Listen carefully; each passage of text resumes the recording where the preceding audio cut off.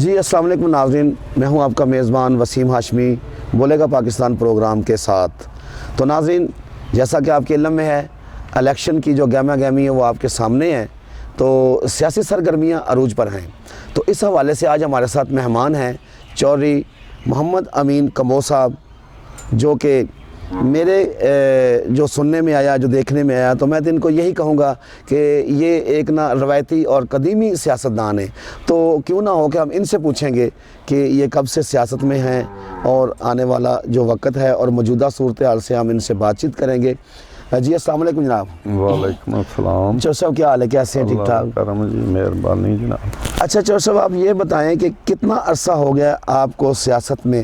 میرے والد صاحب صدر ایوب دے دور وچ الیکشن لڑے سن، جی وہ ممبر بنے سن جی جی کونسل دے، پھر جی دوبارہ وہ چیئرمین بنے کونسل دے، جی جی اس تو بعد پھر صدر ضیاء دے دور وچ الیکشن ہویا، پھر چیئرمین بنے، جی پھر 2 دفعہ ممبر ضلع کونسل بنے، جی ایک دفعہ پھر وہ وائس چیئرمین ضلع دے بنے، ضلع قصور دے۔ جی اس تو بعد وہ فوت ہو گیا میرے والد صاحب، میرے بھائی جی ناظم بنے ماشاء اللہ۔ کونسل ٹولن۔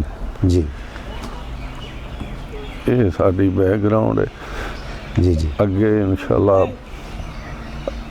اسی مسلم لیگ دے نال۔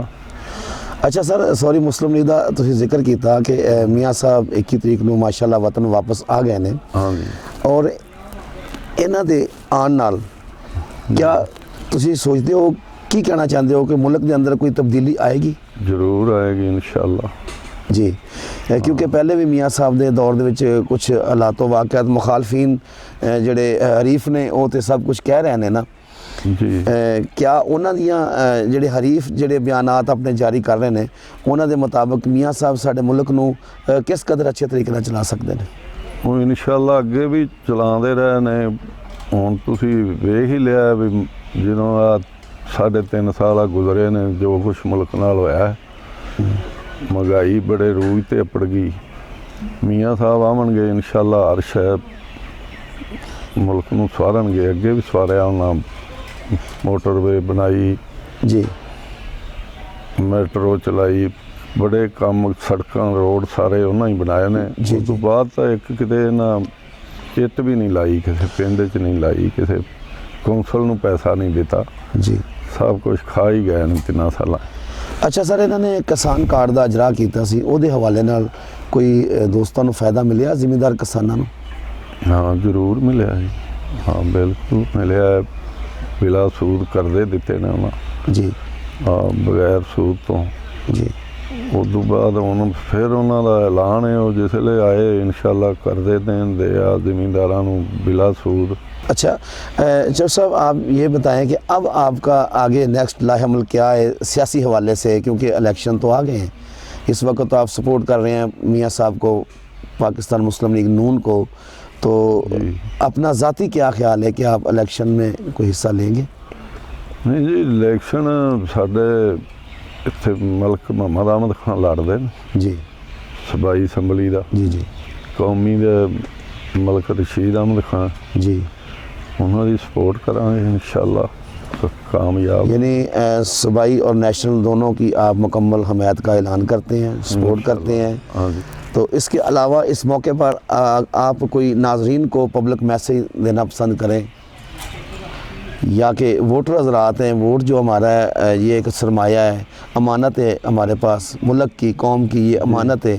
کچھ ہوتے ہیں کہ مطلب کہ ووٹر لسٹ کے حوالے سے دیکھا جاتا ہے تو لسٹ اور ہوتی ہے، تو کاسٹنگ کے حوالے سے دیکھا تو بہت کم ووٹ کاسٹ ہوتے ہیں، تو جو لوگ ووٹ نہیں کاسٹ کر رہے ان کے لیے آپ کیا پیغام دینا چاہتے ہیں؟ انشاءاللہ ساڈے جڑے ووٹ نے نا اتھوں دے تقریباً کاسٹ ہو جاندے نے۔ جی جی ماشاء اللہ۔ تے لوگ بڑا شعور رکھتے ہیں۔ جی ووٹ کوئی فوت ہو گیا یا مطلب کوئی اٹھ کے چلا ہی گیا تو وہ پاویں رہ جائے، نہیں تو سارے ووٹ کاسٹ ہوندے۔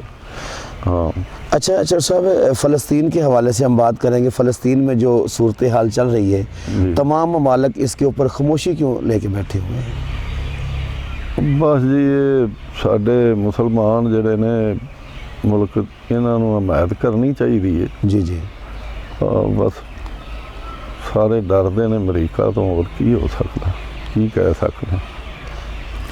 जी कोई आप अपना पैगाम पब्लिक को देना चाहते हैं, इस्लाही पैगाम कोई भी हो जो ओवरऑल हो? ਬਸ ਪੈਗਾਮ ਸਾਡਾ ਤਾਂ ਇਹ ਹੀ ਹੈ ਵੀ ਮੁਸਲਿਮ ਲੀਗ ਦੀ ਹਮਾਇਤ ਕਰਨ ਲੋਕ। ਹਾਂਜੀ, ਦੇ ਮੁਲਕ ਸਵਾਰਨਾ ਦਾ ਸਾਡਾ ਤਾਂ ਇਹ ਹੀ ਪੈਗਾਮ है। जी नाज़रीन, आपने गुफ्तगू सुनी चौधरी मोहम्मद अमीन साहब कमो की, जिन्होंने ये कहा कि अगर आप मुल्क को संवारना चाहते हैं, मुल्क को खुशहाल देखना चाहते हैं, मुल्क के अंदर खुशहाली, किसान को खुशहाल देखना चाहते हैं, इस कमर तोड़ महंगाई की कमर तोड़ना चाहते हैं, तो आप बिल्कुल पाकिस्तान मुस्लिम लीग का साथ दीजिए। पाकिस्तान मुस्लिम लीग ही जो है वो मुल्क को संवार सकती है। इसी के साथ अपने मेज़बान वसीम हाशमी को दीजिए इजाज़त। पाकिस्तान जिंदाबाद, बोलेगा पाकिस्तान।